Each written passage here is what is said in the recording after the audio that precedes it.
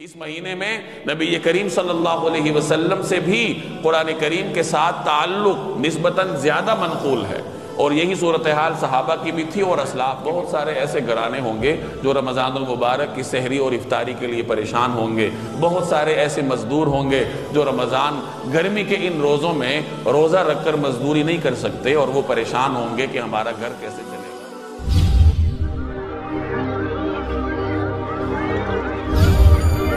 یہ میرے اور آپ کی ذمہ داری ہے کہ ہم رمضان المبارک کی تیاری کس طریقے سے کرتے ہیں۔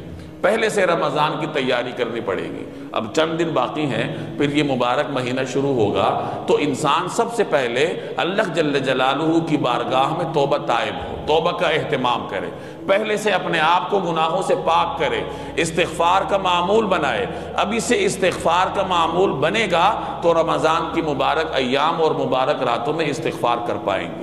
دوسرے نمبر پر قرآن کریم کی تلاوت کا معمول بنایا جائے۔ اس مہینے میں نبی کریم صلی اللہ علیہ وسلم سے بھی قرآن کریم کے ساتھ تعلق نسبتاً زیادہ منقول ہے، اور یہی صورتحال صحابہ کی بھی تھی اور اسلاف کی بھی تھی۔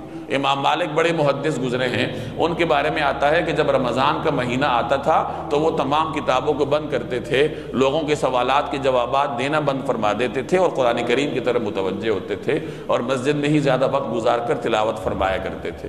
تو اس طریقے سے امت مسلمہ کے اسلاف نے اپنے طرز عمل سے ہمارے لیے یہ اسوہ چھوڑا ہے کہ رمضان المبارک کے مہینے میں کثرت سے تلاوت کرنی ہے، اور ویسے بھی رمضان ہی میں قرآن کریم نازل ہوا ہے، تو رمضان کا قرآن کریم کے ساتھ نسبتاً زیادہ تعلق ہے۔ تلاوت ہر وقت مسلمان کو کرنی چاہیے، لیکن رمضان کے مہینے میں کثرت سے کرنی چاہیے، اور یہ اس وقت ہم کر سکیں گے جب ابھی سے تلاوت قرآن پاک کرنے کا معمول بنایا جائے۔ اسی طریقے سے رمضان کا ایک اور اہم عمل صدقہ خیرات ہے، تو صدقہ خیرات رمضان میں کرنے کے لیے ابھی سے اس کا معمول بنانا چاہیے کہ صدقہ خیرات کیا جائے، لوگوں کا خیال رکھا جائے۔ بہت سارے ایسے گھرانے ہوں گے جو رمضان المبارک کی سحری اور افطاری کے لیے پریشان ہوں گے، بہت سارے ایسے مزدور ہوں گے جو رمضان گرمی کے ان روزوں میں روزہ رکھ کر مزدوری نہیں کر سکتے، اور وہ پریشان ہوں گے کہ ہمارا گھر کیسے چلے گا۔